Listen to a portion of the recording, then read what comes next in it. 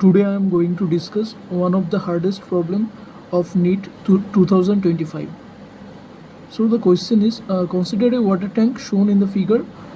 It has a wall at x equals L.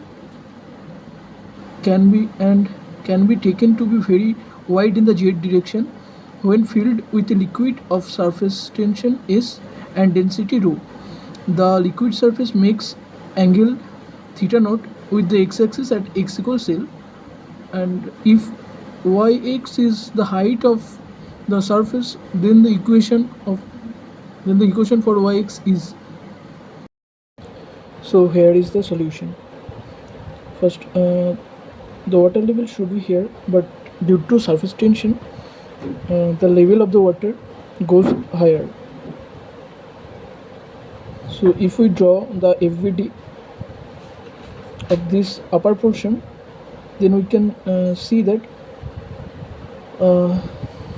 okay, fine, let us draw this portion separately.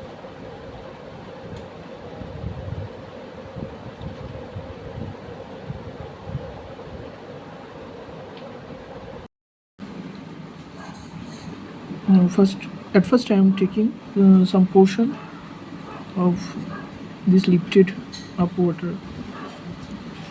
Suppose I am taking, this is at x equals 0 and this is at x equals, this is at random x. So can you tell me what is the mass of this section? The mass of this section will be rho times the volume of this. If you visualize this in 3D, then the mass of this portion, this upper portion, then that will be rho times the volume. What is the volume here? It is extended in the z direction, so the z times y dx integration over x from x equals 0 to some random x. This is the mass of this lifted up water. So you can write down the weight W is m times g. So rho g z integration y dx integration from x equals 0 to some random x.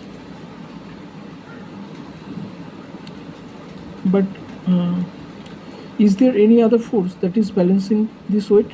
Yes, the force is due to the surface tension.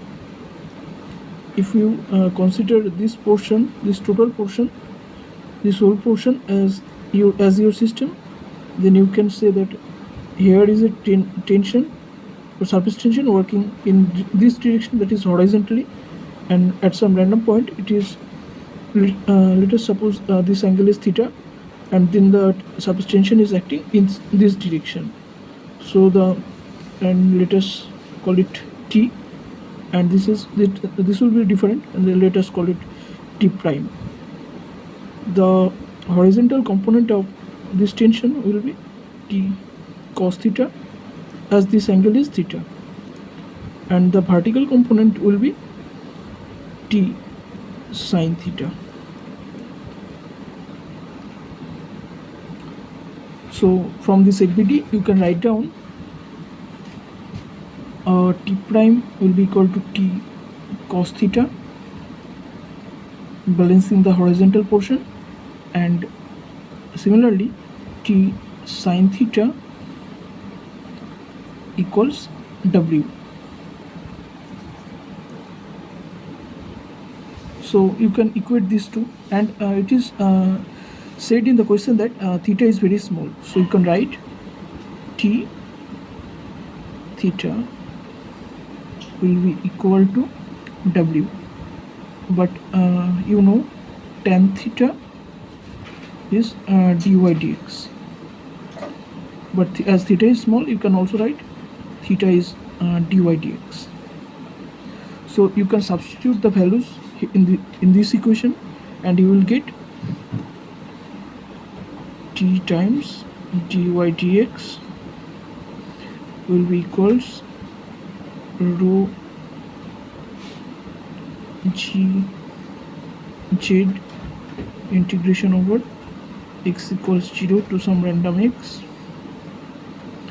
y dx. And you know what the t is. This force comes due to the surface tension. So this t will be basically s times z, force per unit length. If I draw it here, if this length is z and the surface tension and the force is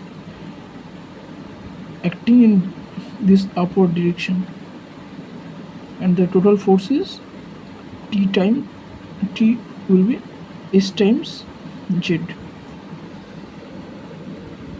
So what we get,